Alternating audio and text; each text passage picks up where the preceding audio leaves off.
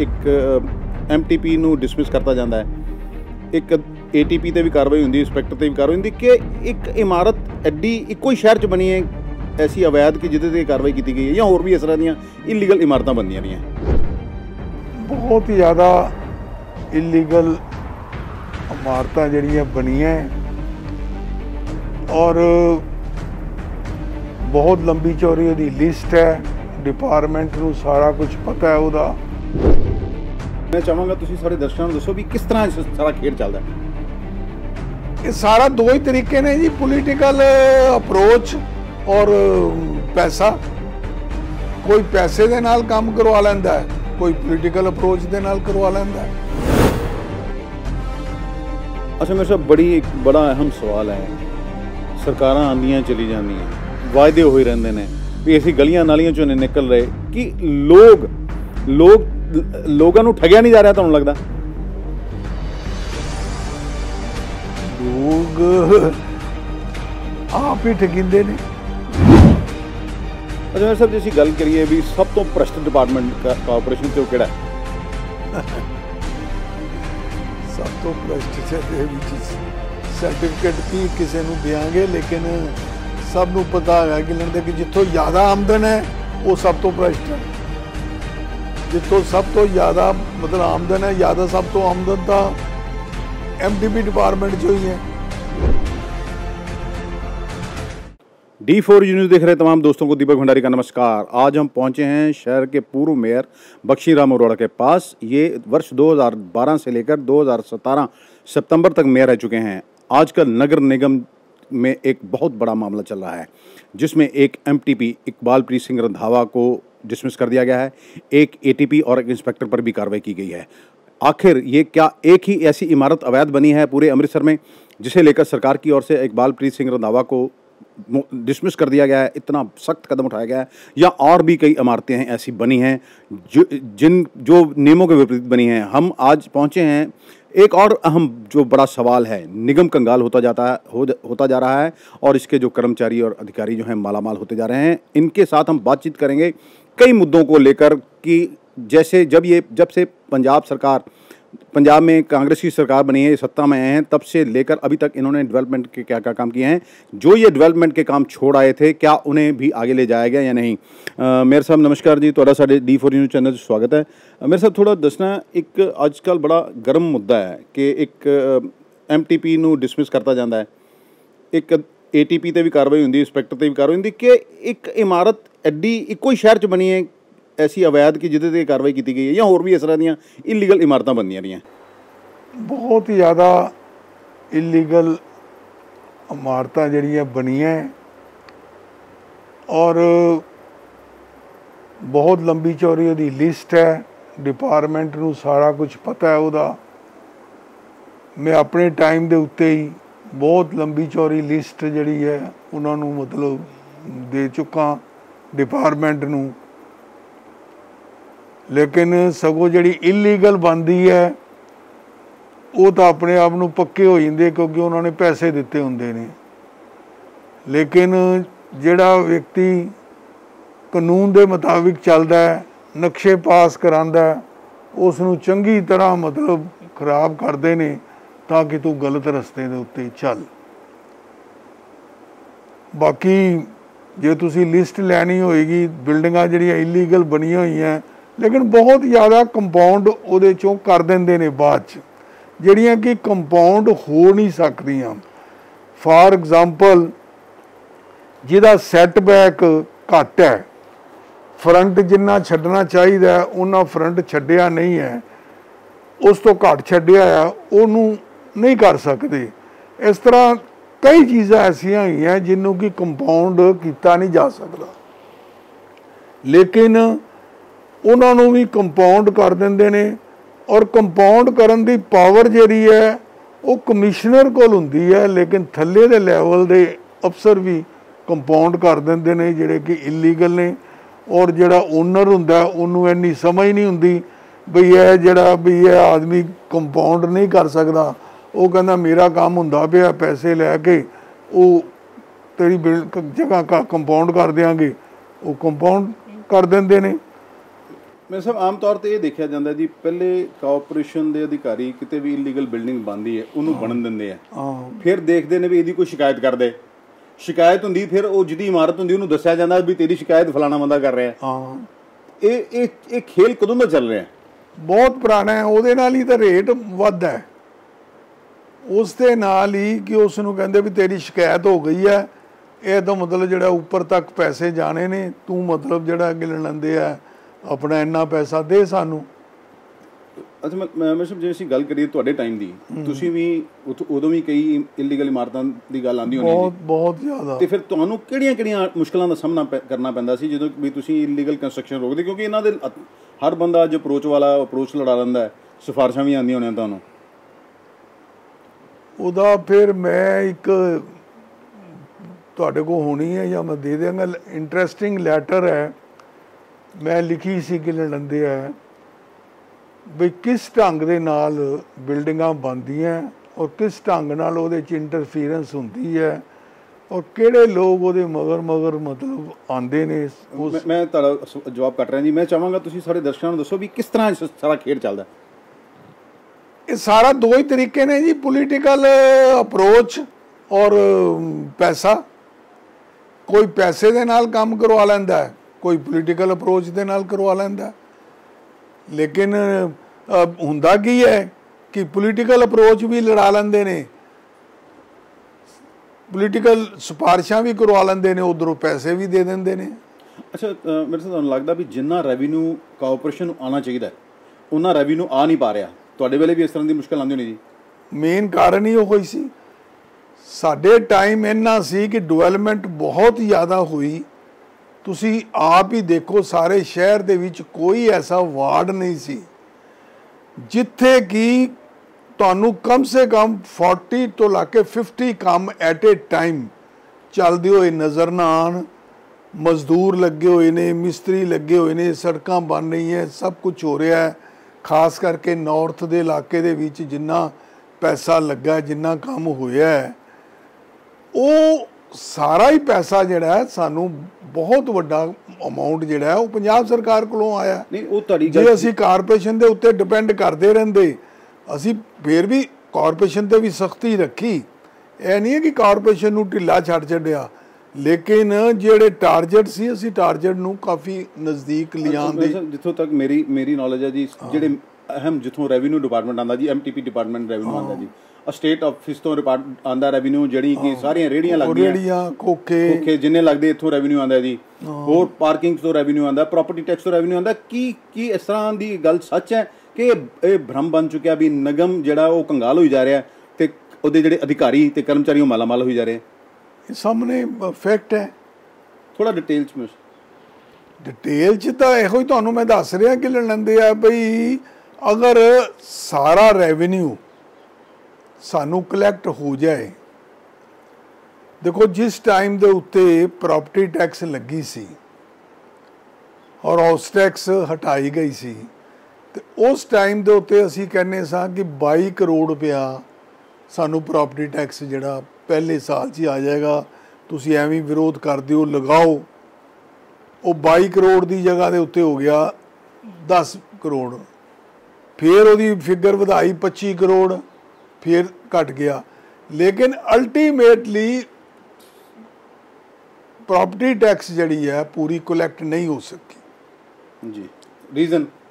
Reason ਇੱਕ ਤਾਂ government ਦੀ policy ਕਿ ਪਹਿਲੇ ਹੀ ਮਤਲਬ ਜਿਹੜਾ ਸੀ 125 ਗਜ ਵਾਲੇ ਸਾਰੇ ਹੀ ਛੱਡ ਦਿੱਤੇ। ਸਾਰਾ ਸ਼ਹਿਰ ਇੱਕ ਤਰ੍ਹਾਂ ਦਾ ਵਾਲ ਸਿਟੀ ਵਾਲਾ ਸਾਰਾ ਸ਼ਹਿਰ ਹੀ ਛੱਡਿਆ ਜਾਂਦਾ। ਫਿਰ ਬਾਕੀ ਰਹਿੰਦੀ ਖੁੰਦੀ ਜਿਹੜੀ ਹੈ ਸਾਡਾ ਜਿਹੜਾ ਸਟਾਫ ਹੈ ਉਹਨਾਂ ਨੇ ਮਤਲਬ ਕਿ ਲੈਂਦੇ ਆ, ਜੋ ਮਤਲਬ ਸੈਟਿੰਗ ਕਰ ਲੈਂਦੇ। ਅੱਛਾ ਸਾਹਿਬ, ਜੇ ਅਸੀਂ ਗੱਲ ਕਰੀਏ ਵੀ ਸਭ ਤੋਂ ਭ੍ਰਸ਼ਟ ਡਿਪਾਰਟਮੈਂਟ ਕਾਰਪੋਰੇਸ਼ਨ ਤੇ ਉਹ ਕਿਹੜਾ ਹੈ? ਸਭ ਤੋਂ ਭ੍ਰਸ਼ਟ ਦੇ ਵਿੱਚ ਸਰਟੀਫਿਕੇਟ ਕੀ ਕਿਸੇ ਨੂੰ ਦਿਆਂਗੇ, ਲੇਕਿਨ ਸਭ ਨੂੰ ਪਤਾ ਹੈ ਕਿ ਲੈਂਦੇ ਕਿ ਜਿੱਥੋਂ ਜ਼ਿਆਦਾ ਆਮਦਨ ਹੈ ਉਹ ਸਭ ਤੋਂ ਭ੍ਰਸ਼ਟ ਹੈ। ਜਿੱਥੋਂ ਸਭ ਤੋਂ ਜ਼ਿਆਦਾ ਮਤਲਬ ਆਮਦਨ ਹੈ, ਜ਼ਿਆਦਾ ਸਭ ਤੋਂ ਆਮਦਨ ਤਾਂ MTP ਡਿਪਾਰਟਮੈਂਟ 'ਚੋਂ ਹੀ ਹੈ, ਲੈਂਡ 'ਚੋਂ ਹੀ ਹੈ। ਉਹਦੇ ਵਿੱਚ ਹੀ ਮਤਲਬ ਕਿ ਲੈਣ ਦੇ ਮੇਰੇ ਸਾਥ ਕਦੀ ਤੁਹਾਨੂੰ ਰੋਕਣ ਦੀ ਕੋਸ਼ਿਸ਼ ਕੀਤੀ ਕਿ ਵੀ ਤੁਹਾਨੂੰ ਕਿਹਦੀ ਆਫਰ ਦਿੱਤੀ ਹੋਏ ਇਹਨਾਂ ਨੇ, ਕਿਉਂਕਿ ਤੁਸੀਂ ਬਹੁਤ ਲੰਬਾ ਕੈਰੀਅਰ ਤੁਸੀਂ ਇੰਪਰੂਵਮੈਂਟ ਟਰਸਟ ਦੇ ਚੇਅਰਮੈਨ ਰਹੇ ਹੋ, ਤੇ ਜਦੋਂ ਤੁਸੀਂ ਕਈ ਲੋਕ ਨਹੀਂ ਸੀ ਖੁਸ਼ ਹੈਗੇ ਤੁਹਾਡੇ ਮੇਅਰ ਬਣਨ ਤੇ ਵੀ ਤੁਹਾਨੂੰ ਵੀ ਇਸ ਤਰ੍ਹਾਂ ਦੀ ਕਿਤੇ ਫਸਾ ਲਿਆ ਜਾਵੇ? ਬੜੇ ਚਾਂਸ ਹੋਏ ਲੇਕਿਨ ਮੈਂ ਉਹ ਕਾਫੀ ਸਟ੍ਰਿਕਟ ਸੀ ਮੇਰੇ ਬਾਰੇ, ਹਰ ਇੱਕ ਨੂੰ ਇਹ ਚੀਜ਼ ਦਾ ਪਤਾ ਸੀ ਕਿ ਇਸ ਨੂੰ ਅਪਰੋਚ ਕਰਨਾ ਮੁਸ਼ਕਲ ਹੈ, ਸੌਖਾ ਨਹੀਂ ਹੈ। ਮੇਰੇ ਸਾਹਿਬ ਅਸੀਂ ਜੇ ਗੱਲ ਕਰੀਏ ਵੀ ਤੁਸੀਂ ਕਿਹੜੇ ਡਿਵੈਲਪਮੈਂਟ ਦੇ ਕੰਮ ਜਿਹੜੇ ਛੱਡ ਆਏ ਸੀ, ਜਦੋਂ 2017 ਤੱਕ ਅਸੀਂ ਕਿਹਾ ਸੀ ਵੀ ਇਹ ਕੰਮ ਜਿਹੜੇ ਹੋਣੇ ਚਾਹੀਦੇ ਆ, ਤੇ ਜਦੋਂ ਦੀ ਕਾਂਗਰਸ ਸਰਕਾਰ ਆਈ ਹੈ ਇਹਨਾਂ ਨੇ ਕੁਝ ਅੱਗੇ ਲੈ ਕੇ ਗਏ ਕੰਮਾਂ ਨੂੰ? ਨਾ, ਉਹ ਤੁਸੀਂ, ਮੈਂ ਤਾਂ ਉਹ ਹੀ ਤੁਹਾਨੂੰ ਚੀਜ਼ ਕਹਿ ਰਿਹਾ ਕਿ ਤੁਸੀਂ ਮੈਨੂੰ ਦੱਸੋ ਕਿ ਸਾਰੇ ਮਤਲਬ ਹੁਣ 85 ਵਾਰਡ ਹੋ ਗਏ 65 ਦੀ ਜਗ੍ਹਾ ਤੇ, 85 ਵਾਰਡਾਂ ਦੇ ਵਿੱਚ ਕਿਸ ਜਗ੍ਹਾ ਦੇ ਉੱਤੇ ਕੋਈ ਰਾਜ ਮਿਸਤਰੀ ਕੋਈ ਡਿਵੈਲਪਮੈਂਟ ਦਾ ਕੰਮ ਹੁੰਦਾ ਹੋਵੇ? ਸਾਡੇ ਤਾਂ ਹਾਲਤ ਹੈ, ਅਸੀਂ ਕੀ ਲੈਂਦੇ ਆ ਵੀ ਅਸੀਂ ਕਿੱਥੋਂ ਲੰਘ ਜਾਈਏ ਤੇ ਨਾਲ ਹੀ ਟਿਊਬਵੈਲ ਦੀ ਫਰਮਾਇਸ਼ ਆ ਜਾਂਦੀ ਸੀ, ਇੱਥੇ ਟਿਊਬਵੈਲ ਲਗਾ ਦਿਓ, ਕਿ ਟਿਊਬਵੈਲ ਲੱਗ ਨਹੀਂ ਸਕਦਾ, ਨਹੀਂ ਜੀ ਜਗ੍ਹਾ ਅਸੀਂ ਤੁਹਾਨੂੰ ਦੇਵਾਂਗੇ ਜੀ, ਕੀ ਲੈਂਦੇ ਆ, ਉਹ ਜਗ੍ਹਾ ਦਿੰਦੇ ਸੀ, ਅਸੀਂ ਟਿਊਬਵੈਲ ਲਗਾ ਦਿੰਦੇ ਸੀ। ਪੈਸੇ ਦੀ ਕਮੀ ਸਾਡੇ ਟਾਈਮ ਦੇ ਉੱਤੇ ਕਦੀ ਵੀ ਨਹੀਂ ਆਈ। ਰੀਜ਼ਨ ਸਾਨੂੰ ਮਤਲਬ ਕਿ ਲੈਂਦੇ ਬਕਾਇਦਾ ਤੌਰ ਦੇ ਉੱਤੇ ਅਸੀਂ ਉਹਨੂੰ ਮਤਲਬ ਪਲੈਨਿੰਗ ਦੇ ਨਾਲ ਹਰ ਕੰਮ ਕਰਨੇ ਸਾਂ। ਜਿੰਨੀਆਂ ਫਾਈਨਾਂਸ ਕਮੇਟੀ ਦੀਆਂ ਸਾਡੀਆਂ ਮੀਟਿੰਗਾਂ ਹੁੰਦੀਆਂ ਸੀ ਉਹ ਕਦੀ ਕਿਸੇ ਦੀ ਅੱਜ ਤੱਕ ਕੀਤੀਆਂ ਨਹੀਂ, ਫਾਈਨਾਂਸ ਕਮੇਟੀ ਦੀ ਮੀਟਿੰਗ ਵੀ ਉਹ ਡਿਵੈਲਪਮੈਂਟ ਦੇ ਕੰਮ ਹੀ ਜਿਹੜੇ ਉੱਥੇ ਅਸੀਂ ਪਾਸ ਜਿਹੜੇ ਆ ਨਾ ਉਹ ਕਰਨੇ ਹੁੰਦੇ ਨੇ। ਔਰ ਫਿਰ ਸਾਨੂੰ ਮਤਲਬ ਜਿਹੜਾ ਅੱਗੇ ਲੈਣ ਕੋਈ ਵੀ ਸਕੀਮ ਸੀ, ਅਸੀਂ ਅਗਰ ਸਰਕਾਰ ਨੂੰ ਕਹਿੰਦੇ ਸਾਂ, ਪੰਜਾਬ ਸਰਕਾਰ ਨੂੰ ਬਈ ਇਹ ਸਕੀਮ ਕਰਨਾ ਸਾਡੇ ਵਾਸਤੇ ਬਹੁਤ ਜ਼ਰੂਰੀ ਹੈ, ਉਹ ਸਾਨੂੰ ਮਤਲਬ ਬੈਨੀਫੀਸ਼ੀਅਲ ਹੋਏਗੀ, ਸਾਨੂੰ ਉਹਦੇ ਵਾਸਤੇ ਪੈਸਾ ਜਿਹੜਾ ਉਹ ਅਲਾਟ ਹੋ ਜਾਂਦਾ ਸੀ, ਪੈਸਾ ਸਾਨੂੰ ਮਿਲ ਜਾਂਦਾ ਸੀ। ਤੇ ਇਹ ਜੇ ਅਸੀਂ ਗੱਲ ਕਰੀਏ ਜੀ, ਜਿਵੇਂ ਤੁਸੀਂ ਹੁਣ ਕੈਨਾਲ ਬੇਸ ਦੀ ਗੱਲ ਕੀਤੀ ਜਾ ਰਹੀ ਹੈ, ਮੈਨੂੰ ਯਾਦ ਹੈ ਤੁਸੀਂ ਵੀ ਕਈ ਮੀਟਿੰਗਾਂ ਕੀਤੀਆਂ ਜਾਪਾਨ ਤੋਂ, ਤੇ ਅਜੇ ਤੱਕ ਉਹ ਪ੍ਰੋਜੈਕਟ ਉੱਥੇ ਦਾ ਉੱਥੇ ਹੀ ਹੈ। ਉੱਥੇ ਦਾ ਉੱਥੇ ਹੀ ਹੈ। ਉਹਦੇ 'ਚ ਬੜਾ ਇੰਟਰਸਟਿੰਗ ਹੈ, ਉਹਦਾ ਖਰਚਾ ਹੀ ਵਧੀ ਜਾਂਦਾ। ਪਹਿਲੇ ਲਿਆਣਾ ਸੀ ਬਿਆਸ ਤੋਂ ਪਾਣੀ ਅੰਮ੍ਰਿਤਸਰ 40 ਖੂਹਾਂ ਤੇ, ਉਹਦੇ ਵਿੱਚ ਮੈਂ ਹੀ ਮਤਲਬ ਖੁਦ ਹੈਗਾ ਸੀ ਕਿ ਲੰਡਨ ਦੇ ਇਕੱਲਾ ਹੀ ਮੀਟਿੰਗ ਤੇ ਹੈਗਾ ਸੀ, ਜਾਂ ਇੰਜੀਨੀਅਰ ਹੈਗੇ ਸੀ, ਤੇ ਪੰਜਾਬ ਭਵਨ ਚੰਡੀਗੜ੍ਹ ਮੀਟਿੰਗ ਹੋ ਰਹੀ ਸੀ। ਤੇ ਮੈਂ ਬਾਦਲ ਸਾਹਿਬ ਨੂੰ ਕਿਹਾ ਜੀ ਬਾਦਲ ਸਾਹਿਬ ਤੁਸੀਂ ਜੋ ਉੱਥੋਂ ਲਿਆਣਾ ਬਿਆਸ ਤੋਂ, ਰਸਤੇ 'ਚ ਪਾਈਪ ਨੂੰ ਕੋਈ ਲੀਕ ਕਰ ਦੇਵੇ, ਪਾਈਪ ਦੇ ਵਿੱਚ ਕੋਈ ਚੀਜ਼ ਮਿਲਾ ਦੇਵੇ, ਤੇ ਅੰਮ੍ਰਿਤਸਰ ਕਿੰਨੀ ਦੂਰ ਹੈ ਬਿਆਸ ਤੋਂ, ਡਿਸਟੈਂਸ ਹੈ, ਤੇ ਸਾਡੇ ਕੋਲ ਤਾਂ ਨਹਿਰ ਬਹਿੰਦੀ ਹੈ, ਅਗਰ ਅਸੀਂ ਉੱਥੋਂ ਪਾਣੀ ਲੈ ਲਈਏ ਤਾਂ ਸਾਡਾ ਤਾਂ ਖਰਚਾ ਵੀ ਘੱਟ ਜਾਏਗਾ ਔਰ ਸਾਨੂੰ ਇੰਨਾ ਪਾਣੀ ਚਾਹੀਦਾ ਵੀ ਨਹੀਂ। ਕੁਦਰਤੀ ਉਹ ਨਹਿਰੀ ਪਾਣੀ ਦਾ ਇੰਜੀਨੀਅਰ ਜਿਹੜਾ ਉੱਥੇ ਹੀ ਬੈਠਾ ਹੋਇਆ ਸੀ, ਉਸ ਨੂੰ ਉਹਨੇ ਬਾਦਲ ਸਾਹਿਬ ਨੇ ਪੁੱਛਿਆ ਕਿਉਂ ਬਈ ਇਹ ਜੋ ਗਰੀ ਗੱਲ ਕਹਿੰਦਾ ਵੀ ਠੀਕ ਹੈ, ਕਹਿੰਦੇ ਹਾਂ ਜੀ ਜਿੰਨਾ ਪਾਣੀ ਅੰਮ੍ਰਿਤਸਰ ਰਸਤੇ ਚਾਹੀਦਾ ਨਾ ਉਹ ਸਫੀਸ਼ੀਐਂਟ ਹੈ, ਸੈਂਕਸ਼ਨਡ। ਕਿੰਨੀ ਕਾਸਟ ਸੀ ਉਦੋਂ ਦੀ? ਉਦੋਂ ਤਾਂ ਮਜ਼ਾਕ ਵਾਲੀ ਗੱਲ ਸੀ, ਸਾਰੀ ਉਹ ਮਤਲਬ ਗਿਲਣ ਦੇ ਕਾਸਟ ਜਿਹੜੀ ਸੀ ਨਾ 5-7 ਕਰੋੜ ਰੁਪਏ ਦੀ ਸੀ। ਤੇ ਹੁਣ ਕਿੰਨੀ ਹੋ ਗਈ ਹੈ? ਹੁਣ ਸਮਝੋ ਗਿਲਣ ਦੇ ਮਲਟੀਪਲ ਕਿ 200-300 ਕਰੋੜ ਰੁਪਏ ਦੀ ਹੋ ਗਈ ਆ। ਅੱਛਾ ਮੈਂ ਸਾਹਿਬ, ਇੱਕ ਜਿਹੜੀ ਕਈ ਵਾਰੀ ਗੱਲ ਆਉਂਦੀ ਹੈ, ਤੁਸੀਂ ਵੀ ਮੇਅਰ ਸੀਗੇ, ਤੁਹਾਡੇ ਤੋਂ ਪਹਿਲੇ ਵੀ ਸ਼ਵੇਤ ਮਲਿਕ ਜੀ ਮੇਅਰ ਰਹੇ, ਉਦੋਂ ਦੀ ਗੱਲ ਚੱਲ ਰਹੀ ਵੀ ਸ਼ਹਿਰ ਦੇ ਵਿੱਚ ਕੰਜੈਸ਼ਨ ਬਹੁਤ ਹੋ ਗਈ ਪਾਰਕਿੰਗ ਨੂੰ ਲੈ ਕੇ। 3 ਜਗ੍ਹਾ ਦੀ ਪਾਰਕਿੰਗ ਅਸੀਂ ਸੁਣਦੇ ਆ ਰਹੇ ਹਾਂ, ਮਤਲਬ ਮੈਂ ਛੋਟਾ ਸੀ ਵੱਡੇ ਹੋ ਗਏ, ਕੈਰੋ ਮਾਰਕੀਟ ਦੀ ਪਾਰਕਿੰਗ ਬਣੇਗੀ, ਮੱਛੀ ਮੰਡੀ ਪਾਰਕਿੰਗ ਬਣੇਗੀ, ਹੋਰ 2-3 ਪਾਰਕਿੰਗ ਬਣਨਗੀਆਂ, ਲੇਕਿਨ ਇਹ ਪਾਰਕਿੰਗਾਂ ਬਣੀਆਂ ਨਹੀਂ ਜੀ। ਦੇਖੋ ਜੀ ਇਹ ਪਹਿਲੇ ਪਾਰਕਿੰਗਾਂ ਬਣਾ, ਕਿਉਂਕਿ ਕਾਰਪੋਰੇਸ਼ਨ ਕੋਲ ਤਾਂ ਪੈਸੇ ਹੈ ਨਹੀਂ ਸੀ, ਇਹ ਕਾਰਪੋਰੇਸ਼ਨਸ ਦੀ ਪਾਰਕਿੰਗ ਜਿਹੜੀਆਂ ਇਹ ਇੰਪਰੂਵਮੈਂਟ ਟਰਸਟ ਨੇ ਸਕੀਮ ਬਣਾਈ ਸੀ ਬਈ 3 ਜਗ੍ਹਾ ਦੇ ਉੱਤੇ ਮੱਛੀ ਮੰਡੀ, ਆਪਣਾ ਟੈਲੀਫੋਨ ਐਕਸਚੇਂਜ ਔਰ ਆਪਣਾ ਕੈਰੋ ਮਾਰਕੀਟ, ਇਹ 3 ਜਗ੍ਹਾ ਦੇ ਉੱਤੇ ਪਾਰਕਿੰਗ ਜਿਹੜੀਆਂ ਬਣਾਈਆਂ ਜਾਣਗੀਆਂ। ਔਰ 3 ਦੇ ਨਕਸ਼ੇ ਪਾਸ ਕਰਵਾ ਲਏ, 3 ਦੇ ਨਕਸ਼ੇ ਪਾਸ ਕਰਵਾ ਕੇ ਉਹਦੇ ਐਸਟੀਮੇਟ ਵੀ ਬਣਵਾ ਲਏ, ਕਿਉਂਕਿ ਇੰਪਰੂਵਮੈਂਟ ਟਰਸਟ ਕੋਲ ਪੈਸਾ ਹੈਗਾ ਸੀ, ਸਾਨੂੰ ਪੈਸਾ ਖਰਚ ਕਰਨ ਲੱਗਿਆ ਕੋਈ ਪ੍ਰੋਬਲਮ ਜਿਹੜੀ ਉਹ ਆਂਦੀ ਨਹੀਂ ਸੀ। ਲੇਕਿਨ ਉਹ ਟਰਸਟ ਦਾ ਟਾਈਮ ਖਤਮ ਹੋ ਗਿਆ, ਨਵੀਂ ਗੌਰਮੈਂਟ ਬਣ ਗਈ, ਉਹਨਾਂ ਨੇ ਫਾਈਲਾਂ ਨੂੰ ਫਿਰ ਖੂਹ ਸੁੱਟ ਛੱਡਦਾ, ਫਿਰ ਕਾਰਪੋਰੇਸ਼ਨ ਨੇ ਇਸ ਨੂੰ ਆਪਣੇ ਹੱਥ 'ਚ ਲਿਆ, ਫਿਰ 2-3 ਵਾਰੀ ਪ੍ਰਯਾਸ ਹੋਇਆ, ਲੇਕਿਨ ਇਹੋ ਹੀ ਅਸੀਂ ਕਹਿ ਸਕਦੇ ਹਾਂ ਕਿ ਕੋਈ ਨਾ ਕੋਈ ਅੜਚਨ ਜਿਹੜੀ ਹੈ, ਕੁਛ ਲੋਕਲ ਉੱਥੋਂ ਦੇ ਲੋਕਾਂ ਦਾ ਵੀ ਪ੍ਰੋਬਲਮ ਰਹੀ ਇਸ ਗੱਲੋਂ ਬਈ ਨਹੀਂ ਅਸੀਂ ਇੱਥੇ ਨਹੀਂ ਬਣਾਉਣੀ, ਇੱਥੇ ਜਗ੍ਹਾ ਛੋਟੀ ਹੋ ਜਾਏਗੀ। ਇਸ ਤਰ੍ਹਾਂ ਹੀ ਮਤਲਬ ਮੱਛੀ ਮੰਡੀ ਦਾ ਸੀ, ਐਸੇ ਤਰ੍ਹਾਂ ਹੀ ਟੈਲੀਫੋਨ ਐਕਸਚੇਂਜ ਦਾ ਸੀ। ਮਤਲਬ ਕੁੱਲ ਮਿਲਾ ਕੇ ਹਜੇ ਤੱਕ ਪ੍ਰੋਜੈਕਟ ਮਤਲਬ ਜਿਹੜਾ ਨਾ। ਅੱਛਾ, ਤੁਸੀਂ ਜਦੋਂ ਸੀਗੇ ਮੇਅਰ ਉਦੋਂ ਮੈਨੂੰ ਯਾਦ ਹੈ ਕਿ ਸੈਂਟਰ 'ਚ ਬੀਜੇਪੀ ਦੀ ਸਰਕਾਰ ਆਈ ਸੀਗੀ। ਇਹ ਜਿਹੜੀ ਆਪਣਾ ਕੀ ਲੜਨਦੇ ਆ ਦੁਰਗਿਆਣਾ ਮੰਦਿਰ ਸਕੀਮ ਜੀ, ਉਹ ਵੀ ਤਾਂ ਮੈਂ ਹੀ ਬਣਾਈ ਹੈ। ਹਾਂਜੀ, ਉਹ ਵੀ ਚਲੋ ਉਹ ਦੁਰਗਿਆਣਾ ਮੰਦਿਰ ਸਕੀਮ ਮੈਂ ਹੀ ਬਣਵਾਈ ਹੈ। ਆਪਣਾ ਕੀ ਲੜਨਦੇ ਆ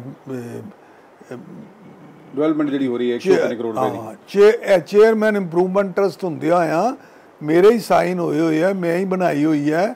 ਔਰ ਉਸ ਟਾਈਮ ਦੇ ਉੱਤੇ ਕੋਰਟ ਦੇ ਵਿੱਚ ਲੋਕ ਚਲੇ ਗਏ ਸੀ। ਪੈਸਾ ਸਭ ਤੋਂ ਵੱਡੀ ਗੱਲ ਸੀ ਕਿ ਸਾਡੇ ਕੋਲ ਪੈਸਾ ਹੈ ਸੀ, ਅਸੀਂ ਹਰ ਚੀਜ਼ ਕਰ ਸਕਨੇ ਸਾਂ, ਲੇਕਿਨ ਉਸ ਵੇਲੇ ਲੋਕ ਕੋਰਟ 'ਚ ਚਲੇ ਗਏ। ਜਿਹੜੀ ਗੌਰਮੈਂਟ ਨੇ ਸਕੀਮ ਡਿਕਲੇਅਰ ਕੀਤੀ ਕਿ ਲੈਂਦੇ ਆ ਬਈ ਰੇਟ ਦੇਣ ਦੀ, ਉਹ ਬੜੇ ਘੱਟ ਰੇਟ ਦੇ ਉੱਤੇ ਸੀ, ਲੋਕ ਉਹਦੇ ਉੱਤੇ ਦੇਣ ਨੂੰ ਜ਼ਮੀਨ ਤਿਆਰ ਨਹੀਂ ਸੀ। ਉਹਦੇ ਬਾਅਦ ਫਿਰ ਟਰਸਟ ਦੇ। ਅੱਛਾ, ਮੈਨੂੰ ਤੁਸੀਂ ਕਹਿੰਦੇ ਹੋ ਵੀ ਇਹ ਡਿਵੈਲਪਮੈਂਟ ਨਹੀਂ ਕਰ ਰਹੇ, ਉੱਥੇ ਦਾ ਉੱਥੇ ਹੀ ਕੰਮ ਹੈ, ਬਟ ਇਹਨਾਂ ਦਾ ਕਹਿਣਾ ਵੀ ਅਸੀਂ 5 ਪੁਲ ਬਣਾ ਰਹੇ ਹਾਂ, ਜੌੜਾ ਫਾਟਕ, 22 ਨੰਬਰ ਫਾਟਕ, ਵੱਲਾ ਫਾਟਕ, ਇਹਦੇ ਉੱਪਰ ਹੀ ਭੰਡਾਰੀ ਬ੍ਰਿਜ ਜਿਹੜਾ ਚੌੜਾ ਹੋ ਰਿਹਾ ਜੀ, ਇਹਦੇ ਉੱਪਰ ਕੋਈ 150-200 ਕਰੋੜ ਰੁਪਏ ਖਰਚ ਕਰ ਰਹੇ ਹਾਂ। ਹੁਣ ਕਹਿਣਾ ਕਿ ਸੈਂਟਰ ਗੌਰਮੈਂਟ ਦੇ ਵਿੱਚ ਕੀ ਸਹਿਯੋਗ ਹੈ। ਮੇਜਰ ਜਿਹੜਾ ਜਿਤਨੇ ਵੀ ਬਾਈਪਾਸ ਦੇ ਉੱਤੇ ਪੁਲ ਬਣ ਰਹੇ ਨੇ, ਬਾਈਪਾਸ ਤੇ ਰੋਡ ਆ ਰਹੀ ਹੈ, ਉਹ ਸਾਰੀਆਂ ਜਿਹੜੀਆਂ ਨਾ ਉਹ ਸੈਂਟਰ ਗੌਰਮੈਂਟ ਵੱਲੋਂ ਬਣ ਰਹੀ ਹੈ। ਨਹੀਂ, ਪਰ ਜਿਹੜਾ 22 ਨੰਬਰ ਫਾਟਕ ਹੈ ਜੀ ਸੈਂਟਰ, ਇਹ ਤਾਂ ਬਾਈਪਾਸ ਤੇ ਨਹੀਂ ਹੈ ਜੀ, ਵੱਲਾ ਵਾਲਾ ਬਾਈਪਾਸ ਤੇ ਨਹੀਂ ਹੈ, ਜਿਹੜਾ ਅੰਡਰਪਾਥ ਬਣਨਾ ਹੈ ਜੋੜਾ ਫਾਟਕ ਵਾਲਾ ਉਹ ਵੀ ਬਾਈਪਾਸ ਤੇ ਨਹੀਂ ਹੈ, ਭੰਡਾਰੀ ਵੀ ਪੁਲ ਵੀ ਬਾਈਪਾਸ ਤੇ ਨਹੀਂ ਹੈ। ਇਹ ਕਰ ਥੋੜੀ ਡਿਵੈਲਪਮੈਂਟ ਤੇ ਹੋ ਰਹੀ ਸੀ, ਇਹ ਜੇ ਕਹੀਏ ਬਿਲਕੁਲ ਇਹ ਕੁਝ ਨਹੀਂ ਕਰ ਰਹੇ ਉਹ ਵੀ ਗਲਤ ਹੋਏਗਾ।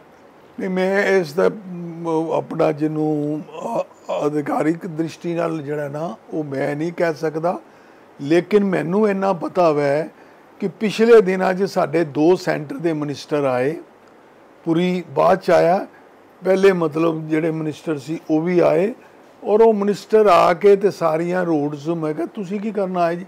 ਕਹਿੰਦੇ ਅਸੀਂ ਤਾਂ ਬਣਾਉਂਦੇ ਪਏ, ਅਸੀਂ ਤਾਂ ਪੈਸਾ ਦੇ, ਅਸੀਂ ਤਾਂ ਸਾਰਾ ਪੈਸਾ ਦੇ ਰਹੇ ਹਾਂ। ਜਿਤਨੀਆਂ ਵੀ ਮਤਲਬ ਬਾਹਰਲੀਆਂ ਬਾਈਪਾਸ ਵਾਲੀਆਂ ਜਿਹੜੇ ਪੁਲ ਬਣੇ ਨੇ ਮਜੀਠਾ ਰੋਡ ਨੂੰ ਜਾ ਕੇ ਫਤਿਹ ਜਾਣ ਨੂੰ, ਕਹਿੰਦੇ ਪੈਸਾ ਸਾਰਾ ਅਸੀਂ ਦੇ ਰਹੇ ਹਾਂ। ਵੇਰਕੇ ਵਾਲਾ ਅਸੀਂ ਕਰ ਰਹੇ ਹਾਂ ਸਾਰਾ। ਰੇਲਵੇ ਵਾਲਾ ਵੀ ਜਿਹੜਾ ਵੈ, ਜਿਹੜਾ ਤੇ ਰੇਲਵੇ ਦੀ ਲਾਈਨਾਂ ਦੇ ਉੱਪਰ ਹੈ, ਉਹਦਾ ਸਾਰਾ ਸੈਂਟਰ ਗੌਰਮੈਂਟ ਦਾ। ਇਹ ਅਸੀਂ ਕਿੱਥੇ ਕਰ ਸਕਦੇ ਹਾਂ ਕਿ ਜਿਹੜਾ ਪੁਲ ਚੜ੍ਹਦਾ ਹੈ ਨਾ, ਜਿੱਥੇ ਪੁਲ ਖਤਮ ਹੋਏਗਾ ਔਰ ਰੇਲਵੇ ਲਾਈਨ ਸਟਾਰਟ ਹੋਣ ਲੱਗੇਗੀ, ਉਹ ਜਗ੍ਹਾ ਦੇ ਉੱਤੋਂ ਸੈਂਟਰ ਗੌਰਮੈਂਟ ਸ਼ੁਰੂ ਹੋ ਜਾਏਗੀ। ਐਸੇ ਆਪੋਜ਼ਿਟ ਸਾਈਡ ਵੀ ਸੇਮ ਪੋਜੀਸ਼ਨ, ਪੁਲ ਜਿੱਥੇ ਖਤਮ ਹੋਏਗਾ ਉੱਥੋਂ ਤੱਕ ਪੰਜਾਬ ਸਰਕਾਰ, ਪੁਲ ਰੇਲਵੇ ਲਾਈਨ ਤੇ ਆ ਜਾਣਗੇ ਸੈਂਟਰ ਗੌਰਮੈਂਟ। ਸਭ ਇੱਕ ਬੜਾ ਅਹਿਮ ਸਵਾਲ ਹੈ ਜੀ, ਤੁਸੀਂ ਜਦੋਂ ਮੇਅਰ ਬਣੇ ਉਦੋਂ ਕਹਿੰਦੇ ਵੀ ਕਿਸਮਤ ਨਾਲ 2014 ਸੈਂਟਰ 'ਚ ਵੀ ਬੀਜੇਪੀ ਦੀ ਸਰਕਾਰ ਆ ਗਈ। ਜੇਤਲੀ ਸਾਹਿਬ ਨੇ ਅਨਾਉਂਸ ਕੀਤਾ, ਸਵਰਗੀ ਜੇਤਲੀ ਸਾਹਿਬ ਨੇ ਵੀ ਸਮਾਰਟ ਸਿਟੀ ਅੰਮ੍ਰਿਤਸਰ ਬਣੇਗਾ। ਅੰਮ੍ਰਿਤਸਰ ਕਿੰਨਾ ਸਮਾਰਟ ਬਣ ਪਾਇਆ ਤੁਹਾਡੇ ਵੇਲੇ ਤੇ ਤੁਹਾਡੇ ਤੋਂ ਬਾਅਦ? ਬਿਲਕੁਲ ਕੁਝ ਨਹੀਂ ਹੋ ਸਕਿਆ। ਸਭ ਤੋਂ ਪਹਿਲੇ ਸਮਾਰਟ ਸਿਟੀ ਬਣਿਆ ਲੁਧਿਆਣਾ, ਉਹਦੇ ਬਾਅਦ ਅੰਮ੍ਰਿਤਸਰ, ਫਿਰ ਜਲੰਧਰ, ਲੇਕਿਨ ਅੱਜ ਤੱਕ ਲੁਧਿਆਣਾ ਨਹੀਂ ਬਣ ਸਕਿਆ। ਇਹ ਸਰਕਾਰ ਦੀ ਮਨਸ਼ਾ ਨਹੀਂ ਹੈ। ਉਹਦੇ 'ਚ ਮੇਜਰ ਰੀਜ਼ਨ ਜਿਹੜਾ ਹੈ ਨਾ ਕਿ ਜਿਹੜਾ ਸ਼ੇਅਰ ਇਹਨਾਂ ਨੇ ਪਾਣਾ ਹੁੰਦਾ ਨਾ, ਉਹ ਸ਼ੇਅਰ ਹੀ ਨਹੀਂ ਪਾਉਂਦੇ। ਸੈਂਟਰ ਗੌਰਮੈਂਟ ਦਾ ਪੈਸਾ ਆ ਕੇ ਬੈਂਕ 'ਚ ਪਿਆ ਰਹਿੰਦਾ, ਉਹ ਪਿਆ ਰਹਿੰਦਾ ਕਿ ਲੈਂਦੇ ਆ, ਉਹ ਕੁਝ ਵੀ ਯੂਜ਼ 'ਚ ਨਹੀਂ ਹੁੰਦਾ। ਉਹ ਯੂਜ਼ ਤਾਂ ਨਹੀਂ ਤੁਸੀਂ ਕਰ ਸਕਦੇ ਹੋ ਜੇ ਤੁਸੀਂ ਮਤਲਬ ਆਪਣਾ ਸ਼ੇਅਰ ਪਾਓਗੇ ਤੇ। ਹੁਣ ਇਹਨਾਂ ਨੇ 125 ਕਰੋੜ ਦੀ ਸੜਕ ਦਾ ਉਦਘਾਟਨ ਕੀਤਾ ਜਿਹੜੀ ਆਊਟਰ ਬਣਨੀ ਹੈ 125 ਕਰੋੜ ਰੁਪਏ ਨਾਲ। ਇੱਕ ਹੋਰ ਸਾਨੂੰ ਤੇ ਨਹੀਂ, ਤੁਸੀਂ ਜ਼ਿਆਦਾ ਬਿਹਤਰ ਜਾਣਦੇ ਹੋ, ਤੁਸੀਂ ਦੱਸ ਸਕਦੇ ਹੋ ਵੀ ਉਦੋਂ ਕੀ ਤੁਹਾਡੇ ਹੁੰਦਿਆਂ ਮੇਰਾ ਕੁਐਸਚਨ ਹੈ ਵੀ ਕਿੰਨਾ ਸਮਾਰਟ ਬਣ ਪਾਏ ਸੀਗੇ? ਹੁਣ 3 ਸਾਲਾਂ 'ਚ ਇਹਨਾਂ ਨੇ ਇੱਕ ਕੰਮ ਕਿੱਥੇ ਪਹੁੰਚਾਇਆ? ਕਿਤੇ ਵੀ ਨਹੀਂ। ਮਤਲਬ ਅਸੀਂ ਕੁੱਲ ਮਿਲਾ ਕੇ ਕਦੀ ਸਮਾਰਟ ਨਹੀਂ ਬਣ ਸਕਿਆ ਜੀ। ਫਿਊਚਰ 'ਚ ਸਮਾਰਟ ਕਿੰਨਾ, ਜੇ ਤੁਹਾਡੀ ਨਜ਼ਰ ਤੋਂ ਦੇਖਿਆ ਵੀ ਸਾਨੂੰ ਸਮਾਰਟ ਬਣਨ ਲੱਗਿਆ ਕਿੰਨਾ ਚਿਰ ਲੱਗੇਗਾ? ਇਹ ਅਗਰ ਸਪੀਡ ਚੱਲਦੀ ਰਹੀ, ਇਹੋ ਮਤਲਬ ਰਿਹਾ, ਤੇ ਹਾਲੇ ਤੱਕ ਤਾਂ ਕੋਈ ਪ੍ਰੋਜੈਕਟ ਮਤਲਬ ਜਿਹੜਾ ਨਾ ਸਹੀ ਮਾਇਨੇ 'ਚ ਜਿੰਨੀਆਂ ਕਿ ਰੋਡ ਵਾਈਡਨਿੰਗ ਹੋਣੀਆਂ ਚਾਹੀਦੀਆਂ, ਜਿੰਨੀ ਕਿ ਮਤਲਬ ਕੈਮਰੇ ਲੱਗਣੇ ਚਾਹੀਦੇ ਨੇ, ਜਿੰਨਾ ਕਿ ਹੋਣਾ ਚਾਹੀਦਾ। ਤੁਸੀਂ ਦੇਖੋ ਸਾਡੇ ਟਾਈਮ ਦੇ ਉੱਤੇ ਹਰ ਚੌਥੇ ਦਿਨ ਕੋਈ ਨਾ ਕੋਈ ਮੀਟਿੰਗ ਹੁੰਦੀ ਸੀ ਵੀ ਇੱਥੇ ਕੈਮਰੇ ਲੱਗਣੇ ਨੇ, ਇੱਥੇ ਫਲਾਣਾ ਲੱਗਣਾ। ਅਸੀਂ ਕਰਦੇ ਸੀ ਉਹਦੇ ਮਗਰ, ਮਤਲਬ ਉਹ ਚੀਜ਼ ਦੇ ਮਗਰ ਮਤਲਬ ਗਿਲਣ ਦੇ ਪੈਂਦੇ ਸੀ। ਸਮਾਰਟ ਸਿਟੀ ਦਾ ਮਤਲਬ ਹੀ ਇਹ ਹੈ ਕਿ ਮਾਡਰਨ ਚੀਜ਼ਾਂ ਨੂੰ ਲੈ ਕੇ ਆਣਾ, ਤੇ ਮਾਡਰਨ ਕਿੱਥੇ ਆਉਂਦੀਆਂ ਪਈਆਂ। मतलब कुल मिला के सानू अजे फ्यूचर च कोई नजर नहीं आ रहा भी स्मार्ट बनाएंगे। नहीं, कोई हाले नहीं। उत्थे 200 करोड़ रुपए आ चुका है लुधियाने। अच्छा जी, लेकिन उत्थे भी हाल तक शुरू नहीं होया। अच्छा मैं ਅਸੀਂ ਗੱਲ ਕੀਤੀ ਤੁਹਾਡੇ ਟਾਈਮ ਤੇ BRTS ਪ੍ਰੋਜੈਕਟ ਸ਼ੁਰੂ ਹੋਇਆ ਸੀ, ਉਹਦਾ ਉਸ ਪ੍ਰੋਜੈਕਟ ਨੂੰ ਤੁਸੀਂ ਫਲॉप ਮੰਨਦੇ ਹੋ, ਕੀ ਮੰਨਦੇ ਹੋ? ਤੁਹਾਡੀ ਨਜ਼ਰ 'ਚ ਕਿਦਾਂ ਦਾ ਪ੍ਰੋਜੈਕਟ ਹੈ ਉਹ? ਮੇਰੀ ਦ੍ਰਿਸ਼ਟੀ ਨਾਲ ਤਾਂ ਮਤਲਬ ਮੈਂ ਤਾਂ ਉਸਲੇ ਵੀ ਕਰਦਾ ਰਿਹਾ, ਮੈਂ ਬੋਲਣ ਨੂੰ ਕੋਈ ਝਿਜਕਦਾ ਨਹੀਂ ਹੁੰਦਾ। ਮੈਂ ਤਾਂ ਉਸਲੇ ਕਿਉਂਕਿ ਪ੍ਰੋਜੈਕਟ ਲੁਧਿਆਣੇ ਨਾ ਸੌਰੀ ਜੈਪੁਰ, ਦਿੱਲੀ, ਇੰਦੌਰ 4-5 ਸਿਟੀ 'ਚ ਗਿਆ ਸੀ ਔਰ ਉਹ ਦੇਖਿਆ ਸੀ ਕਿ ਉਹ ਪ੍ਰੋਜੈਕਟ ਉੱਥੇ ਫੇਲ ਹੋਇਆ ਸੀ। ਲੇਕਿਨ ਮੁਸੀਬਤ ਇਹ ਸੀ ਕਿ ਇਹ ਜਿਹੜਾ ਪੈਸਾ ਸੀ ਨਾ, ਮੈਂ ਇਹਨਾਂ ਨੂੰ ਕਹਿੰਦਾ ਸਾਂ ਕਿ ਤੁਸੀਂ ਇਹਨੂੰ ਵਾਟਰ ਉਹਦੇ ਤੇ ਯੂਜ਼ ਕਰੋ, ਵਾਟਰ ਪ੍ਰੋਜੈਕਟ ਦੇ ਜਿਹੜਾ ਤੁਸੀਂ ਪਹਿਲੇ ਗੱਲ ਕਹੀ ਕਨਾਲ ਬੇਸ ਤੇ, ਵੀ ਉਹਦੇ ਵਾਸਤੇ ਸਾਨੂੰ ਸਭ ਤੋਂ ਵਧੀਆ ਕਿ ਘਰ ਘਰ ਪਾਣੀ ਪਹੁੰਚ ਜਾਏਗਾ। ਇਹ ਪੈਸਾ ਜਿਹੜਾ 600 ਕਰੋੜ ਹੈ ਇਹਨੂੰ ਉੱਥੇ ਯੂਜ਼ ਕਰੋ। ਔਰ ਮੇਰੀ ਜਿਹੜੀ ਉੱਥੇ ਉਹ ਚੀਫ ਇੰਜੀਨੀਅਰ ਸੀ, ਉਹਦੇ ਨਾਲ ਮੇਰੀ ਲੜਾਈ ਹੋ ਪਈ ਸਰਕਟ ਹਾਊਸ ਦੇ ਵਿੱਚ ਹੀ, ਔਰ ਉਹ ਚਲਾ ਗਿਆ ਉੱਥੋਂ ਉੱਠ ਕੇ ਗਿਲਣ ਦੇ ਮੀਟਿੰਗ 'ਚੋਂ। ਮੈਂ ਨਹੀਂ ਪਰਵਾਹ ਕੀਤੀ। ਖਰਬੰਦਾ ਆਪਣਾ ਕਮਿਸ਼ਨਰ ਸੀ ਤੇ ਉਸਨੇ ਫਿਰ ਬੜੇ ਢੰਗ ਦੇ ਨਾਲ ਗੱਲ ਕੀਤੀ। ਉਹਨੇ ਕਿਹਾ ਗੱਲ ਹੈਗੀ ਹੈ ਤੁਸੀਂ ਗੁੱਸਾ ਕਰਦੇ ਪਏ ਹੋ, ਅਸੀਂ ਇਹ ਪੈਸਾ ਕਿਤੇ ਹੋਰ ਖਰਚ ਨਹੀਂ ਕਰ ਸਕਦੇ। ਇਹ ਮਤਲਬ ਜਿਹੜਾ ਇਸ ਪ੍ਰੋਜੈਕਟ ਦਾ BRTC ਇਹ ਇੱਥੇ ਹੀ ਲੱਗਣਾ, ਹੋਰ ਕਿਤੇ ਨਹੀਂ ਲੱਗ ਸਕਦਾ। ਮੈਂ ਕਿਹਾ ਠੀਕ ਹੈ, ਨਹੀਂ ਨਾ ਲੱਗ ਸਕਦਾ, ਮੈਨੂੰ ਨਹੀਂ ਚਾਹੀਦਾ, ਮੈਂ ਮੇਅਰ ਹਾਂ ਨਾ, ਮੈਂ ਮੇਅਰ ਹਾਂ ਨਾ, ਸਾਨੂੰ ਨਹੀਂ ਚਾਹੀਦਾ, ਤੁਸੀਂ ਇਹਨੂੰ ਜਾਓ ਲੈ ਜਾਓ, ਅਸੀਂ ਪੈਸਾ ਬਰਬਾਦ ਥੋੜ੍ਹਾ ਕਰਨਾ ਹੈਗਾ ਗਿਲਣ ਦੇ ਕਿਸੇ ਹਾਲਤ ਦੇ ਵਿੱਚ ਵੀ। ਕਹਿੰਦਾ ਮੈਨੂੰ ਦੱਸੋ, ਤੁਹਾਨੂੰ 3 ਪੁੱਲ ਜਿਹੜੇ ਆ ਫ੍ਰੀ ਮਿਲ ਜਾਣ, ਤੁਹਾਡੀ ਟ੍ਰੈਫਿਕ ਦੀ ਸਮੱਸਿਆ ਹੱਲ ਹੋ ਜਾਏ, ਤੁਹਾਨੂੰ ਨਹੀਂ ਚਾਹੀਦਾ? ਮੈਂ ਕਿਹੜੇ 3 ਪੁੱਲ? ਕਹਿੰਦਾ ਇੱਕ ਜਿਹੜਾ ਨਾ ਵੇਰਕੇ ਦਾ, ਇਹ ਵੇਰਕੇ ਵਾਲਾ ਪੁੱਲ ਤੁਹਾਨੂੰ ਇਹਦੇ ਵਿੱਚੋਂ ਹੀ ਅਸੀਂ ਬਣਾ ਕੇ ਦੇ ਦਿਆਂਗੇ, ਇੱਕ ਲੋਗੜ ਦਾ ਪੁੱਲ ਬਣਾ ਕੇ ਦੇ ਦਿਆਂਗੇ, ਇੱਕ ਤੁਹਾਨੂੰ ਹਾਲ ਬਾਜ਼ਾਰ ਦਾ ਪੁੱਲ ਬਣਾ ਕੇ ਇਹਦੇ ਵਿੱਚੋਂ ਹੀ ਦੇ ਦਿਆਂਗੇ, ਤੇ ਇਹਨੂੰ ਮਤਲਬ ਸਿਟੀ ਦੇ ਨਾਲ ਜੁਆਇੰਟ ਜਿਹੜਾ ਹੋ ਜਾਏਗਾ। ਮੈਂ ਦਿਲ 'ਚ ਕਿਹਾ ਵੀ ਅਗਰ 3 ਪੁੱਲ ਫ੍ਰੀ ਬਣਦੇ ਨੇ ਬਗੈਰ ਕਾਰਪੋਰੇਸ਼ਨ ਦਾ ਕੋਈ ਪੈਸਾ ਖਰਚ ਕੀਤਿਆਂ ਆ, ਤੇ ਫਿਰ ਠੀਕ ਹੈ, ਫਿਰ ਕੀ ਇਹਦੇ 'ਚ ਇਤਰਾਜ਼ ਹੈਗਾ। ਲੇਕਿਨ ਉਹਦੇ ਨਾਲ ਇੰਨਾ ਕੁ ਸ਼ਹਿਰ ਦਾ ਬੇੜਾ ਗਰਕ ਹੋ ਜਾਏਗਾ, ਐਸਾ ਕਲਪਨਾ ਨਹੀਂ ਕੀਤੀ ਸੀ। ਨਹੀਂ ਪਰ ਉਹ 3 ਬਣੇ, ਲੋਨਾ ਲੋਗੜ ਵਾਲਾ ਪੁੱਲ ਬਣਿਆ, ਉਹ ਤਾਂ ਕੋਈ ਨਹੀਂ ਬਣਿਆ ਜੀ, ਸਭ ਹਵਾਈ ਗੱਲਾਂ ਰਹੀਆਂ, ਸਭ ਹਵਾਈ ਗੱਲਾਂ। ਅੱਛਾ ਮੇਰੇ ਸਾਹਿਬ, ਇੱਕ ਪਾਣੀ ਦਾ ਲੈਵਲ ਦੀ ਗੱਲ ਕੀਤੀ ਜਾ ਰਹੀ ਹੈ, ਪਾਣੀ ਦਾ ਲੈਵਲ ਬਹੁਤ ਨੀਚੇ ਜਾ ਰਿਹਾ ਜੀ, ਇਹੋ ਹੀ ਹਾਲਤ ਰਹੀ ਤੇ ਕੀ ਬਣੇਗਾ ਅੰਮ੍ਰਿਤਸਰ ਦਾ? ਇਹਦੇ 'ਚ ਬੜਾ ਇੰਟਰਸਟਿੰਗ ਚੀਜ਼ ਹੈਗੀ ਹੈ ਕਿ ਇੱਕ ਕੰਪਨੀ ਆਈ ਸੀ, ਪ੍ਰੈਕਟੀਕਲ ਚੀਜ਼ ਹੈ, ਇੱਕ ਕੰਪਨੀ ਆਈ ਸੀ ਤੇ ਉਸਨੇ ਕਿਹਾ ਸੀ ਕਿ ਅਸੀਂ ਟਿਊਬਵੈੱਲ ਲਗਾਵਾਂਗੇ, ਇੱਕ ਟਿਊਬਵੈੱਲ ਤੁਹਾਨੂੰ ਫ੍ਰੀ ਲਗਾ ਦੇਵਾਂਗੇ ਤੇ ਫਿਰ ਤੁਸੀਂ ਆਪਣੇ ਕੋਲੋਂ ਪੈਸੇ ਖਰਚ ਕਰਨਾ। ਉਸ ਟਿਊਬਵੈੱਲ ਦਾ ਫਾਇਦਾ ਇਹ ਹੋਏਗਾ ਕਿ ਨਾ ਤਾਂ ਤੁਹਾਨੂੰ ਕਦੀ ਗੀਜ਼ਰ ਲਗਾਉਣਾ ਪਏਗਾ, ਨਾ ਤੁਹਾਨੂੰ ਠੰਡੇ ਪਾਣੀ ਦੀ ਮਸ਼ੀਨ ਲਾਣੀ ਪਏਗੀ। ਮੈਂ ਉਹ ਟੈਗੋਰ ਕਲੋਨੀ ਦੇ ਵਿੱਚ, ਉਹ ਕਿਸ ਤਰ੍ਹਾਂ ਦਾ ਟਿਊਬਵੈੱਲ ਸੀ ਜੀ ਵੀ ਨਾ ਠੰਡਾ ਦੱਸਣਾ ਤਾਂ, ਉਹ ਟੈਗੋਰ ਕਲੋਨੀ 'ਚ ਮੈਂ ਟਿਊਬਵੈੱਲ ਲਗਾਇਆ,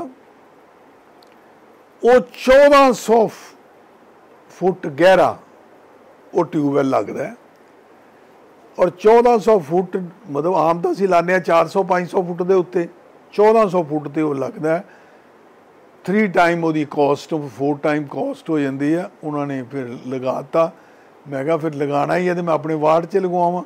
ਮੈਂ ਫਿਰ ਆਪਣੇ ਵਾਰਡ 'ਚ ਉੱਥੇ ਲਗਵਾਇਆ, ਔਰ ਉਹਦੇ ਬਾਅਦ ਮੈਂ ਲੋਕਾਂ ਨੂੰ ਪੁੱਛਿਆ, ਮੈਂ ਕਿਹਾ ਕੀ ਪੋਜੀਸ਼ਨ ਹੈ ਪਾਣੀ ਦੀ? ਕਹਿੰਦਾ ਜੀ ਪਹਿਲੀ ਗੱਲ ਤਾਂ ਹੈਗੀ ਹੈ ਕਿ ਪਾਣੀ ਜਿਹੜਾ ਨਾ ਇੰਨਾ ਕੁ ਮਤਲਬ ਸਰਦੀਆਂ ਦੇ ਵਿੱਚ ਗਰਮ ਆਉਂਦਾ ਹੈ ਕਿ ਗਰਮ ਕਰਨ ਦੀ ਲੋੜ ਨਹੀਂ ਪੈਂਦੀ, ਕਿਉਂਕਿ ਇੰਨੀ ਜ਼ਮੀਨ ਤੋਂ ਥੱਲੇ ਆਉਂਦਾ, ਬਿਲਕੁਲ ਸਾਫ਼ ਸੁਥਰਾ, ਐਡੀ ਥੱਲਿਓਂ ਪਾਣੀ ਆ ਕੇ, ਤੇ ਇਸ ਤੋਂ ਸਵੱਛ ਪਾਣੀ ਤਾਂ ਹੋ ਹੀ ਨਹੀਂ ਸਕਦਾ। ਲੇਕਿਨ ਹੁਣ ਸਾਡੇ ਕੋਲ ਤਾਂ ਇੰਨਾ ਪੈਸਾ ਹੈ ਨਹੀਂ ਸੀ ਕਿ ਅਸੀਂ ਉਹਨਾਂ ਨੂੰ ਹੋਰ ਆਰਡਰ ਦੇ ਦਿੰਦੇ, ਲੇਕਿਨ ਲੱਗੇ ਘੱਟ ਤੋਂ ਘੱਟ 1400-1500 ਫੁੱਟ ਤੇ ਗਹਿਰਾ ਪਾਣੀ ਲੱਗੇ ਤੇ ਤਾਂ ਪਾਣੀ ਸਾਫ਼ ਸੁਥਰਾ। ਅੱਛਾ ਮੇਰੇ ਸਾਹਿਬ, ਇੱਕ ਬੜਾ ਅਹਿਮ ਸਵਾਲ ਹੈ, ਸਰਕਾਰਾਂ ਆਉਂਦੀਆਂ ਚਲੀ ਜਾਂਦੀਆਂ, ਵਾਅਦੇ ਹੋਏ ਰਹਿੰਦੇ ਨੇ ਵੀ ਅਸੀਂ ਗਲੀਆਂ ਨਾਲੀਆਂ 'ਚੋਂ ਨਹੀਂ ਨਿਕਲ ਰਹੇ, ਕਿ ਲੋਕਾਂ ਨੂੰ ਠੱਗਿਆ ਨਹੀਂ ਜਾ ਰਿਹਾ? ਤੁਹਾਨੂੰ ਲੱਗਦਾ ਲੋਕ ਆਪ ਹੀ ਠਗਿੰਦੇ ਨੇ? ਅੱਜ ਦੇ ਨਹੀਂ ਖਰੀਦੇ 1966 ਤੋਂ ਬਈ ਤੁਹਾਨੂੰ ਬੈਂਕ ਨੈਸ਼ਨਲਾਈਜ਼ ਕਰਨ ਲੱਗਿਆ, ਸਾਰਾ ਬੈਂਕ ਪੈਸਾ ਹੀ ਤੁਹਾਨੂੰ ਮਿਲ ਜਾਣਾ। ਇਸ ਤੋਂ ਵੱਡੀ ਉਹ ਠੱਗੀ ਕੀ ਹੋ ਸਕਦੀ ਹੈ ਕਿ ਲੋਕ ਇਹ ਸਮਝਣ ਕਿ ਬੈਂਕ ਨੈਸ਼ਨਲਾਈਜ਼ ਹੋਣ ਲੱਗੇ ਨੇ ਤੇ ਬੈਂਕਾਂ ਦਾ ਸਾਰਾ ਪੈਸਾ ਹੀ ਸਾਡੇ ਘਰ ਆ ਜਾਣਾ। मतलब कुल मिला के लोगों को कुछ मिलता नहीं है, लीडर ही मौज करते हैं तो कुछ मिलता नहीं। तो एक मैं सब सवाल, तुसी बड़ी लंबी राजनीति की है, अकाली बीजेपी का रिश्ता टुट गया हुण, तुसी किस तरह देखते हो हुण? ਅਸੀਂ ਇਹ ਸਮਝਦੇ ਨਹੀਂ ਸੀ ਕਦੀ ਇਹ ਟੁੱਟੇਗਾ। ਸਿਰਫ ਥੋੜੇ ਦਿਨ ਪਹਿਲੇ, ਇੱਕ ਹਫਤਾ ਪਹਿਲੇ ਹੀ ਇਸ ਟੁੱਟਣ ਤੋਂ ਪਹਿਲੇ ਮੈਂ ਕਿਸੇ ਨਾਲ ਬਹਿਸ ਰਿਹਾ ਸੀ ਕਿ ਜਦ ਤੱਕ ਬਾਦਲ ਸਾਹਿਬ ਜ਼ਿੰਦਾ ਨੇ ਵੱਡੇ, ਸਾਡਾ ਸੰਬੰਧ ਨਹੀਂ ਟੁੱਟ ਸਕਦਾ। ਲੇਕਿਨ ਉਹ ਰਾਜਨੀਤੀ ਐਸੀ ਆ ਗਈ ਕਿ ਉਹਨਾਂ ਨੂੰ ਮਤਲਬ ਜਿਹੜੀ ਉਹ ਚੀਜ਼ ਬਿੱਲ ਜਿਹੜਾ ਸੀ ਸੂਟ ਨਹੀਂ ਕਰਦਾ ਸੀ। ਹਿੰਦੁਸਤਾਨ 'ਚ ਦੋ ਬੰਦਿਆਂ ਨੂੰ ਸੂਟ ਨਹੀਂ ਕਰਦਾ, ਇੱਕ ਸ਼ਰਦ ਪਵਾਰ, ਇੱਕ ਬਾਦਲ ਸਾਹਿਬ ਫੈਮਿਲੀ, ਕਿਉਂਕਿ ਉਹਨਾਂ ਨੂੰ ਵੀ ਮਤਲਬ ਕਿ ਉਹ ਵੀ ਜ਼ਮੀਂਦਾਰੀ ਹੈ, ਉਹ ਵੀ ਜ਼ਮੀਂਦਾਰੀ ਹੈ ਅਤੇ ਫਾਈਨੈਂਸ਼ੀਅਲ ਲਾਸ ਹੈ। ਅਤੇ ਉਹਦੇ ਕਰਕੇ ਫਿਰ ਉਹ ਮਤਲਬ ਕਿ ਲੜਨ ਦਿਆ ਉਹਨਾਂ ਨੇ ਰਿਜ਼ਾਈਨ ਕਰਤਾ ਮਿਨਿਸਟਰੀ ਤੋਂ ਰਿਜ਼ਾਈਨ ਕਰਤਾ, ਫਿਰ NDA ਤੋਂ ਵੀ ਹਟ ਗਿਆ। ਲੇਕਿਨ ਮੈਂ ਹਾਲੇ ਵੀ ਇਸ ਉਮੀਦ 'ਚ ਹਾਂ ਕਿ ਇਹ ਫਿਰ ਇਕੱਠੇ ਹੋਣਗੇ। ਨਹੀਂ, ਜੇ ਨਹੀਂ ਹੁੰਦੇ ਤਾਂ ਫਿਰ ਕੀ ਸਿਨੈਰੀਓ ਰਹੇਗਾ ਪੰਜਾਬ ਦਾ? 2022 ਚ ਇਲੈਕਸ਼ਨ ਆਉਣ ਵਾਲੇ। ਹਾਂ, ਤੇ ਫਿਰ ਇਲੈਕਸ਼ਨ ਲੜਾਂਗੇ, ਅਸੀਂ ਡਟ ਕੇ ਲੜਾਂਗੇ। ਅੱਗੇ ਵੀ ਲੜਦੇ ਰਹੇ ਹਾਂ ਸਾਰੀ ਉਮਰ, ਤਾਂ ਅਸੀਂ ਇਲੈਕਸ਼ਨ ਉਹਨਾਂ ਦੇ ਬਗੈਰ ਹੀ ਲੜਦੇ ਰਹੇ ਹਾਂ। ਇਹ ਤਾਂ 67 ਦੇ ਵਿੱਚ ਆ ਕੇ ਗੌਰਮੈਂਟ ਪਹਿਲੀ ਵਾਰੀ ਗੌਰਮੈਂਟ ਬਣਾਈ ਹੈ। 67 'ਚ ਕਲੀਅਰ ਬਣਾ ਲਈ ਸੀ ਨਾ। 67 'ਚ ਅਸੀਂ ਸਾਰੀਆਂ ਹੀ ਪਾਰਟੀਆਂ ਜਿਹੜੀਆਂ ਜਿੱਤੀਆਂ ਹੋਈਆਂ ਸੀ ਨਾ, ਵੀ ਤੁਹਾਡਾ ਅਗਰ ਇੱਕ ਬੰਦਾ ਵੀ ਜਿੱਤਿਆ ਹੈ ਨਾ, ਤੁਸੀਂ ਵੀ ਆ ਜਾਓ ਤਾਂ ਕਾਂਗਰਸ ਨੂੰ ਹਰਾ ਦੇਵਾਂਗੇ। ਕਾਂਗਰਸ ਮਤਲਬ ਜਿਹੜੀ ਹੈ ਨਾ ਗੌਰਮੈਂਟ ਨਹੀਂ ਬਣਾ ਸਕਦੀ। ਉਹਦੇ ਵਿੱਚ ਕਮਿਊਨਿਸਟ ਦਾ ਸਤਪਾਲ ਡਾਂਗ, ਹਾਂਜੀ, ਉਹ ਵੀ ਸਾਡਾ ਮਿਨਿਸਟਰ ਬਣਿਆ। ਅੱਛਾ ਮੇਰੇ ਸਾਹਿਬ, ਤੁਸੀਂ ਸਾਡੇ ਚੈਨਲ ਦੇ ਮਾਧਿਅਮ ਰਾਹੀਂ ਕੀ ਸੁਝਾਅ ਦੇਣਾ ਚਾਹੋਗੇ ਵੀ ਜਿਵੇਂ ਬਹੁਤ ਭ੍ਰਸ਼ਟਾਚਾਰ ਹੈ ਕਾਰਪੋਰੇਸ਼ਨ ਦੇ ਵਿੱਚ, ਇਹ 'ਤੇ ਕਿੱਦਾਂ ਰੋਕ ਲਾਈ ਜਾ ਸਕਦੀ ਤੇ ਕਾਰਪੋਰੇਸ਼ਨ ਦੀ ਇਨਕਮ ਕਿੱਦਾਂ ਵਧਾਈ ਜਾ ਸਕਦੀ ਹੈ ਕਿ ਉਹ ਆਪਣੇ ਪੈਰਾਂ 'ਤੇ ਸਟੈਂਡ ਹੋ ਸਕੇ?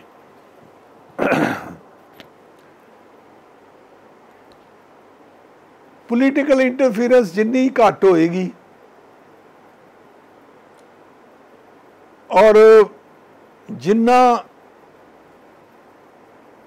ਈਮਾਨਦਾਰੀ ਦੇ ਨਾਲ ਕੰਮ ਹੋਏਗਾ, ਟੈਕਸਾਂ ਇਕੱਠੀਆਂ ਕੀਤੀਆਂ ਜਾਣਗੀਆਂ, ਉਹਦੇ ਨਾਲ ਹੀ ਉਹ ਆਪਣੇ ਪੈਰਾਂ 'ਤੇ ਖਲੋ ਸਕਦੀ ਹੈ। ਬਗੈਰ ਪੈਰਾਂ ਦੇ ਉੱਤੇ ਤਾਂ ਮਤਲਬ ਕਾਰਪੋਰੇਸ਼ਨ ਖਲੋ ਨਹੀਂ ਸਕਦੀ ਜਦ ਤੱਕ ਉਹਦੇ 'ਚ ਪੋਲੀਟੀਕਲ ਇੰਟਰਫੀਰੈਂਸ ਤੋਂ ਮੇਰਾ ਸਪਸ਼ਟ ਮਤਲਬ ਤੁਸੀਂ ਸਮਝਦੇ ਪਏ ਹੋ ਕਿ ਅਗਰ ਕੌਂਸਲਰ ਸਮਝਦਾ ਕਿ ਮੈਂ 2 ਬਿਲਡਿੰਗਾਂ ਜਾਂ 4 ਬਿਲਡਿੰਗਾਂ ਬਣਵਾ ਲਾਂਗਾ ਬਗੈਰ ਨਕਸ਼ੇ ਤੋਂ, ਤੇ ਕਿਆ ਅਸੀਂ ਇਹ ਨਹੀਂ ਸਮਝਦੇ ਕਿ 10 ਬਿਲਡਿੰਗਾਂ 20 ਬਿਲਡਿੰਗਾਂ ਇੰਸਪੈਕਟਰ ਵੀ ਬਣਾਏਗਾ ਤੇ ਆਫਿਸਰ ਵੀ ਬਣਾਉਣਗੇ? ਮੈਂ ਗੱਲ ਕਹਿ ਸਕਦਾ, ਮੈਂ ਕਹਿੰਦਾ ਸੀ ਹਾਊਸ 'ਚ ਵੀ ਕਹਿੰਦਾ ਸੀ, ਮੈਂ ਸਿੰਗਲ ਬਿਲਡਿੰਗ ਵੀ, ਚਾਹੇ ਇੰਪਰੂਵਮੈਂਟ ਟਰਸਟ ਹੈ ਚਾਹੇ ਕਾਰਪੋਰੇਸ਼ਨ ਹੈ, ਬਗੈਰ ਪਲਾਨ ਤੋਂ ਨਹੀਂ ਬਣਾਈ। ਈਵਨ ਆਪਣੀ ਇੱਕ ਫੈਕਟਰੀ ਬਣਾਈ ਸੀ ਛੋਟੀ ਜਿਹੀ, ਉਹ ਵੀ ਮਤਲਬ ਨਕਸ਼ਾ ਪਾਸ ਕਰਵਾ ਕੇ ਬਣਵਾਈ ਸੀ। ਔਰ ਮੈਂ ਚੈਲੰਜ ਕਰਕੇ ਕਹਿੰਦਾ ਹੁੰਦਾ ਸਾਂ यार एक बिल्डिंग लब के लिया दो जी कि मैं बगैर नक्शे बनवाई हो कभी। ये थे पूर्व मेयर बख्शी राम अरोड़ा जिन्होंने बताया कि किस तरह कॉरपोरेशन जो अपने पैरों पर खड़ा हो सकती है। लोगों को हमेशा ही ठगा गया है, लोग ठगते ही रहे हैं, नेता उनको सपने दिखाते हैं लेकिन काम वहीं का वहीं रहता है। स्मार्ट सिटी की अगर बात करें तो 5 साल में हम कहाँ तक स्मार्ट हुए हैं सब आपके सामने हैं। क्या बना, क्या कोई फ्लाईओवर नया बना, नहीं बना। और इन्होंने ये भी बड़ी बात कही, जब तक अधिकारी अपने काम के प्रति वफादार नहीं होंगे और ईमानदारी नहीं दिखाएंगे तब तक जो है कॉरपोरेशन में इसी तरह भ्रष्टाचार होता रहेगा। एमटीपी विभाग के अलावा भी इन्होंने कई ऐसे विभाग हैं जिन्हों को बहुत भ्रष्ट बताया है। हमारी अपने चैनल के माध्यम से लोगों को भी ये संदेश है कि आप खुद गलत काम मत करें, क्योंकि अगर आप थोड़ा सा भी राजनीतिक प्रेशर डलवा कर को काम करवाते हैं तो जो ऑफिसर है, जो आपके ऊपर जो अफसर है, वो और गलत काम को उसको करने की छूट मिल जाती है, जिससे सरकार का नुकसान होता है। अमृतसर से D4 न्यूज़ के लिए दीपक भंडारी की खास रिपोर्ट।